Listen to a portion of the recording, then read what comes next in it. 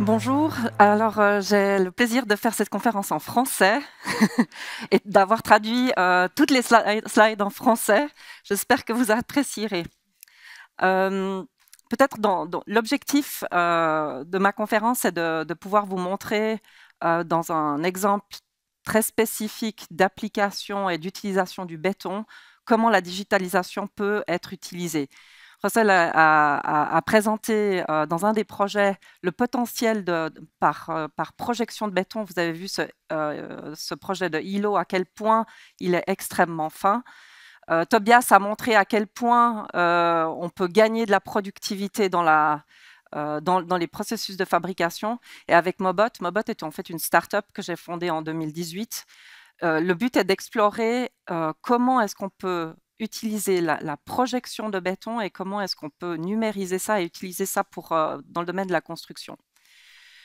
Alors, j'ai fondé Mobot en 2018 parce que j'ai commencé à travailler avec l'impression 3D, différents types de fabrication, et j'étais extrêmement frustrée parce que ça ne répondait pas à mon besoin, ça ne répondait pas aux normes, ça ne répondait pas aux standards. Et c'est pour ça que j'ai voulu explorer cette technique. Maintenant, vous allez vous dire, oui, mais elle nous parle de génie civil, nous, on est dans l'immobilier, en quoi est-ce que ça nous concerne? Ça vous concerne dans le fait que lorsque vous construisez de l'immobilier, nos terrains, et encore plus à Genève, se réduisent comme peau de chagrin. Ça veut dire quoi? Ça veut dire qu'on doit construire soit en hauteur, soit en souterrain. Et il est plus utile de mettre nos infrastructures, eau, télécommunications, transport dans le souterrain et construire ce qui est viable au-dessus de la terre. Et c'est pour ça que c'est extrêmement important d'avoir des méthodes de construction également digitalisées pour le domaine du génie civil. L'autre peut-être aspect qui peut vous intéresser, c'est lorsque vous faites un bâtiment ou lorsque vous devez rénover un bâtiment. Aujourd'hui et à l'avenir, on va regarder quelles sont les méthodes de construction qui permettent d'utiliser moins de matériaux. Et je suis persuadée que le béton projeté permet en fait cette capacité. Notre vision chez Mobot, c'est de pouvoir complètement digitaliser et à l'avenir, pas dans 2-3 ans, mais de pouvoir un jour venir sur un chantier avec des robots mobiles et de pouvoir entrer un élément numérique et que le robot puisse le réaliser avec le maçon et avec les conducteurs de travaux sur le terrain. Maintenant, je vais beaucoup parler de béton projeté, donc je me suis aperçue que c'était très, très technique. On en avait discuté dans la préparation. Je vais juste vous parler, je vais dans une introduction vous présenter ce qu'est le béton projeté et les challenges, les défis du béton projeté. Donner un exemple ensuite d'application dans l'impression 3D, et je pense qu'il y aura des questions sur l'impression 3D des maisons. J'aimerais pouvoir aborder ce sujet dans ce chapitre-là, puis vous montrer ce que l'on fait aujourd'hui dans le transfert de cette technologie pour les grands ouvrages. Alors, peut-être, qu'est-ce que le béton projeté? Le béton projeté est simplement une technique où on mélange du béton avec de l'air pulsé à très haute vitesse, 25-30 mètres secondes. Le béton est amené par une pompe. Donc, jusqu'à maintenant, on a beaucoup parlé de robots, mais derrière tout ça, il y a toute une machinerie qui doit être mise en place. Et le béton est projeté, finalement, permet de mélanger air, des adjuvants chimiques et du béton que l'on va projeter sur une surface. Il y a deux techniques, soit on le fait à la main, soit on le fait dans l'industrie, ils appellent ça des robots, mais en réalité, c'est des gros manipulateurs, des grosses machines hydrauliques.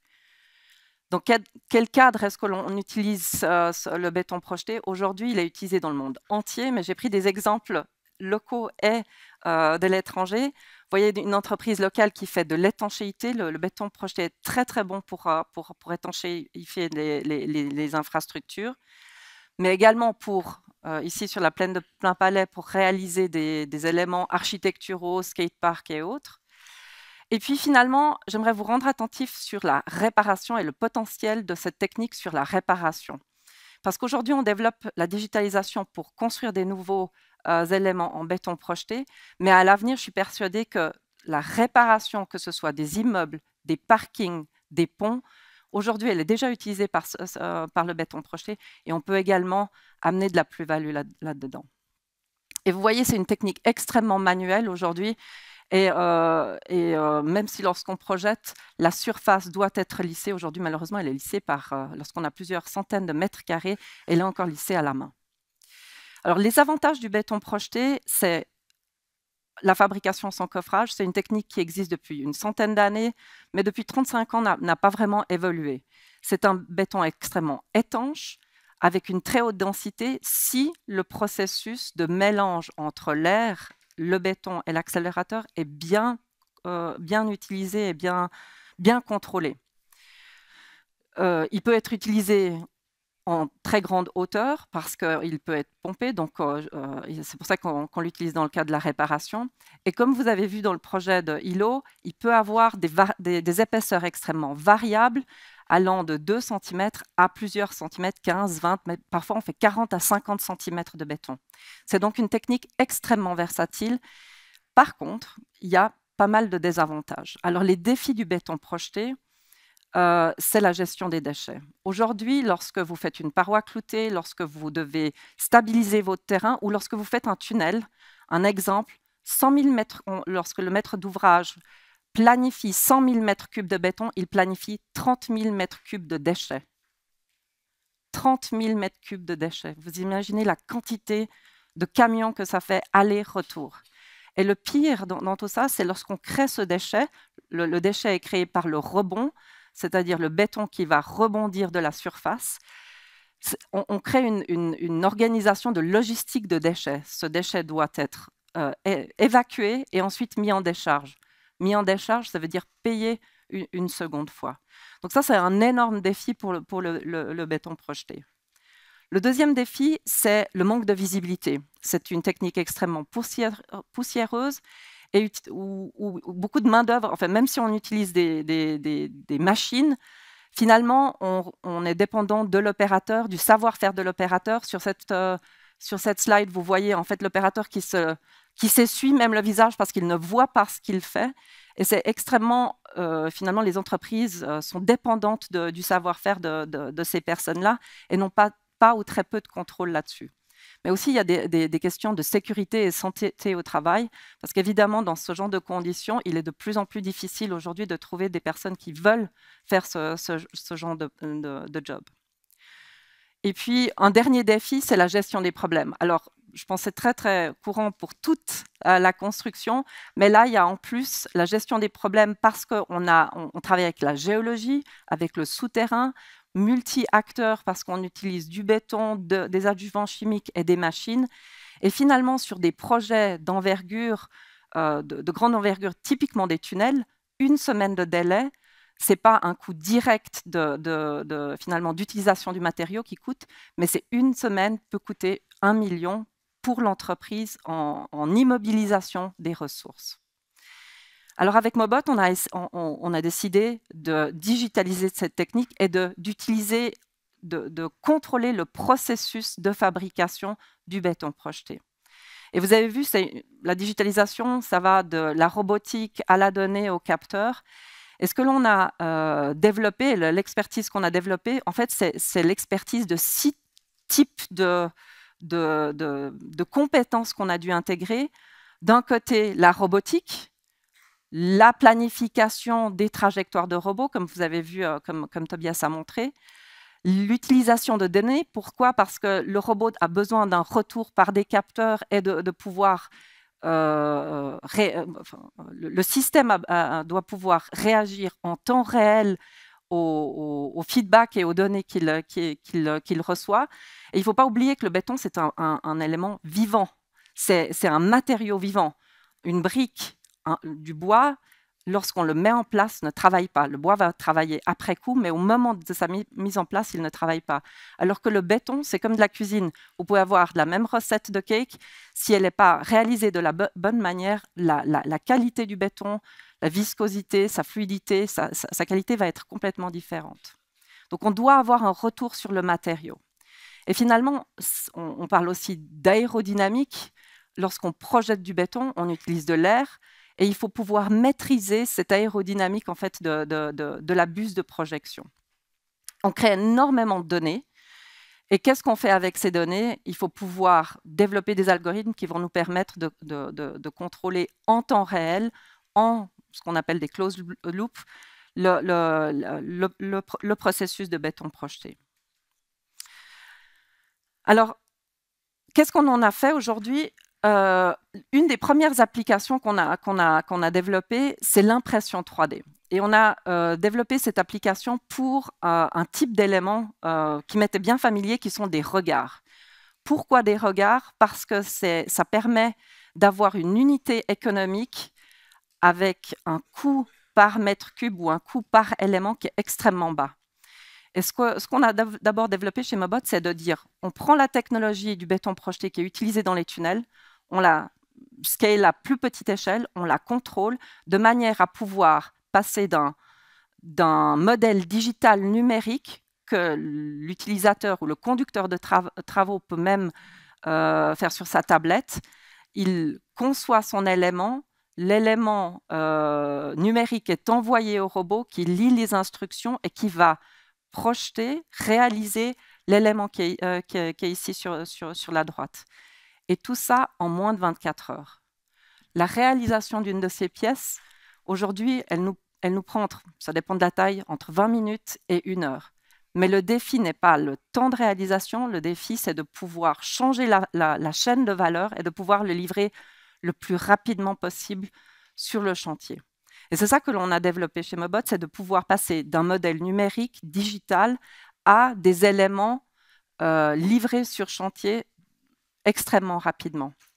Alors, je sais que les chambres, des chambres à câbles, des chambres des regards, c'est pas très sexy. Par contre, si vous regardez, vous regardez la caractéristique de ces éléments, chacun de ces éléments est différent. Pourquoi? Parce qu'il doit avoir des entrées, des sorties qui sont différentes. Combien de fois à Genève, vous avez été perturbé par des ouvertures de chantier devant vous qui ont bloqué votre parking, qui ont bloqué, vous ne pouviez pas passer à quelque part parce qu'on devait mettre le réseau de fibre optique un très grand nombre de fois. Et ce qui est très intéressant, c'est que ces entreprises qui font ça, elles font généralement, elles ouvrent le trou, le chantier, elles commencent à chercher les câbles parce qu'ils ne savent pas où sont les câbles. Et donc, ils doivent s'adapter à la géologie et s'adapter en fait à l'existant. Et du coup, cette technique permet de pouvoir réaliser des éléments extrêmement rapidement. Là, juste un exemple de la technique, comment elle fonctionne avec une vidéo. Vous voyez qu'on projette à très haute vitesse le bras ici, l'effecteur final est en fait contrôlé par un bras. La trajectoire est définie par le bras et on voit qu'on projette le béton à très haute vitesse. Ça donne en fait une énorme compaction, une très bonne compaction entre les couches. Entre les couches, et ça permet également de pouvoir intégrer des armatures qui permettent ensuite la logistique des éléments. Et dans cette technique, en fait, on a mélangé la fabrication additive, donc impression 3D, et la fabrication soustractive pour pouvoir adapter les hauteurs, pour pouvoir couper certains éléments. Alors vous me direz, oui, mais dans tout ça, est-ce que c'est vraiment des armatures structurelles? Est-ce qu'on est capable d'intégrer des armatures structurelles là-dedans? Est-ce que ça répond aux normes aujourd'hui du marché? Oui, on est capable d'intégrer de l'armature structurelle, donc on est capable de réaliser des éléments de plus grande taille avec même une double armature. Et surtout, ce qui est intéressant, c'est avec un taux de déchets inférieur à 5%. Aujourd'hui, avec les techniques que l'on a développées, on est capable de fabriquer des murs d'épaisseur variable, mais également de pouvoir, au robot, avoir une finition de surface qui répond aux normes en vigueur en Suisse. Qu'est-ce qu'on peut en faire? On peut en faire des éléments préfabriqués pour les grands ouvrages. Avec ici, pour un concours d'architecture, l'agence Marc Mimram avait développé des éléments préfabriqués pour le pont ici, qui sont empilés les uns sur les autres, et chacun de ces éléments a une forme différente. Et c'est une pièce qu'on a réalisée en 2019, c'était au tout début de notre technique. Et on a pu montrer qu'effectivement, on arrivait à réaliser une pièce, et chacune de ces pièces de façon complètement indépendante et d'une rapidité assez déconcertante. Maintenant, le but est d'arriver à une unité économique intéressante et c'est pour ça qu'on a vraiment basé notre technique sur la rénovation des chambres pour Swisscom. Pourquoi? Parce que, comme j'ai dit, tout le réseau souterrain a besoin d'être rénové et on a développé en fait tout le système de la fabrication digitale à la livraison sur le chantier, ce qui permet aujourd'hui aux entreprises de pouvoir gagner énormément de temps et énormément un bilan carbone par une réduction de l'utilisation du CO2 et aussi une logistique optimale. Les bénéfices pour finalement l'utilisateur final, mais aussi les utilisateurs de la route, c'est au lieu d'avoir un chantier qui dure 2 jours, il peut durer 2 heures. Et on a un gain qui a été aussi mesuré par Swisscom qui permet d'économiser 30 à 50% de CO2 par unité économique. Et ça, ce n'est pas en allant dans l'optimisation du matériau, parce qu'on peut avoir un gain de 70-80%, mais c'est simplement dans le contrôle du risque par rapport à l'épaisseur des éléments que l'on utilise. Alors, ça, c'est la façon dont on a développé notre technique. Ce qui s'est passé, c'est que on a eu beaucoup d'intérêt là-dessus, mais j'aimerais juste vous comparer 2 techniques que vous avez peut-être déjà vues sur Internet, qui sont les techniques d'extrusion ou d'impression 3D pour les maisons. Je pense qu'il y aura des questions peut-être à la fin là-dessus. C'est qu'aujourd'hui, tout le monde a entendu, oui, une maison, elle est faite par un robot qui va extruder du béton, et puis en 24 heures, votre maison, elle est faite. Alors, quels sont les avantages et peut-être les différences de ces techniques-là? C'est que l'impression 3D aujourd'hui par extrusion de couches, on utilise des matériaux extrêmement fins, beaucoup de sable, beaucoup de quantité de ciment, supérieure à la normale, et donc avec un bilan carbone qui est extrêmement élevé. Et lorsqu'on dit oui, on peut réduire en réalité le bilan carbone d'un ouvrage, le problème, c'est qu'on ne compte pas l'utilisation du béton comme coffrage. Et là, vous voyez sur un exemple ici, c'est qu'on utilise finalement ces techniques beaucoup comme coffrage, dans lequel on rajoute de l'armature et dans lequel on coule encore du béton. Je pense que la différence, c'est que par extrusion, on a une très faible adhérence entre les couches et surtout, ça ne répond pas aujourd'hui aux normes en vigueur et aux standards. Et du coup, le risque que les maîtres d'ouvrage sont prêts à prendre sont beaucoup plus grands et il est beaucoup plus difficile de mettre cette technique en place.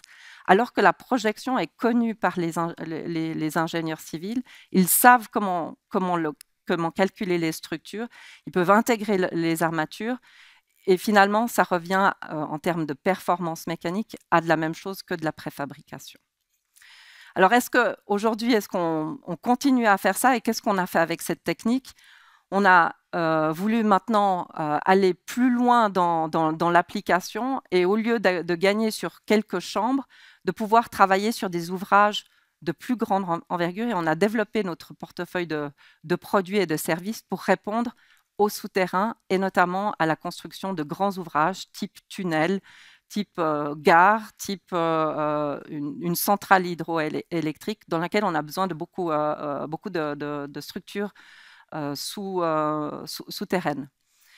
Et on a parlé de l'adoption de ces techniques. Vous pouvez vous imaginer le conducteur de travaux, il ne va pas vouloir être remplacé par un robot tout de suite. Donc, il s'agit de développer des produits qui aident aujourd'hui et demain, en fait, nos constructeurs dans l'adoption de ces techniques de digitalisation. Et on a développé finalement un portefeuille de solutions digitales qui vont d'un software qui permet de contrôler les paramètres de projection à des outils hardware, donc des capteurs qui permettent, de réduire les quantités de déchets que l'on utilise ou que l'on produit, et les quantités de béton utilisées lorsqu'on projette. Et pour aller encore au travers de ça, j'aimerais vous montrer 2 exemples. Donc, le premier exemple, c'est lorsqu'on projette du béton pour pouvoir stabiliser une surface. la très grande quantité de rebonds et de déchets est générée en fait par la distance que l'on met à l'ouvrage que l'on est en train de projeter.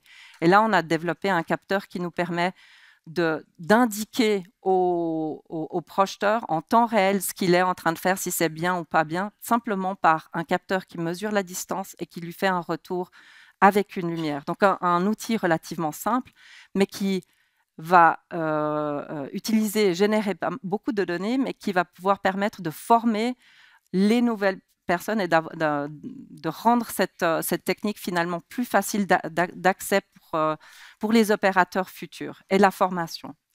Et le deuxième produit dérivé, si vous voulez, ou d'outils digital dérivés de l'impression 3D, c'est de dire il ne faut pas mettre trop de béton, on veut réduire la quantité de béton que l'on projette. Et souvent, aujourd'hui, lorsqu'on fait une paroi cloutée, vous avez deux types de problématiques. Soit l'entreprise ne met pas assez de béton et vous risquez des problèmes de sécurité et de devoir revenir pour reprojeter le béton, soit vous en mettez trop. Et combien trop? Typiquement en 3 et 15 cm, 10 cm de trop de béton. Et ça fait une quantité de déchets, une quantité de matériaux extrêmement importante. Et là, on a développé adapté de notre savoir-faire dans l'impression 3D, simplement une technique qui permet de pouvoir en temps réel scanner la surface du béton. Là, vous voyez l'utilisateur qui projette, c'est simulé, qui projette son béton et qui permet d'avoir un contrôle avec un code couleur de combien est-ce qu'il a mis de béton. C'est-à-dire que lorsqu'il doit mettre 7 cm de béton, il voit qu'en jaune, il n'en a mis que 5 et s'il arrive à la couleur verte, eh bien, il a l'épaisseur qu'il lui faut. Ni trop, ni trop peu. Et j'aimerais conclure avec quels sont les bénéfices envisagés et finalement les gains. C'est lorsque on a la possibilité d'utiliser des épaisseurs et des couches extrêmement fines de béton, mais lorsqu'on fait le calcul de gain dans le bénéfice par kilomètre finalement de tunnel, on a fait le calcul par kilomètre de tunnel, c'est à peu près 500 000 francs d'économiser par kilomètre de tunnel. Donc de façon reproductive, et surtout le gain de productivité est énorme parce qu'on n'a pas besoin de revenir une deuxième fois. Et ça se traduit en économie de CO2 et en économie finalement de sable, qui est une ressource, primaire dont on a tous besoin. Et j'aimerais juste encore conclure avec ceci, c'est que finalement, lorsqu'on conçoit des structures, on a généralement tendance, surtout en Suisse, à vouloir avoir un état de surface parfait, un béton apparent parfait. Alors que dans d'autres pays, notamment les pays scandinaves, on utilise beaucoup plus l'aspect naturel, notamment du béton projeté, et ils ont trouvé des solutions qui permettent de pouvoir utiliser beaucoup moins de béton, et le béton projeté peut être très architectural et utilisé dans d'autres applications. Voilà, merci beaucoup.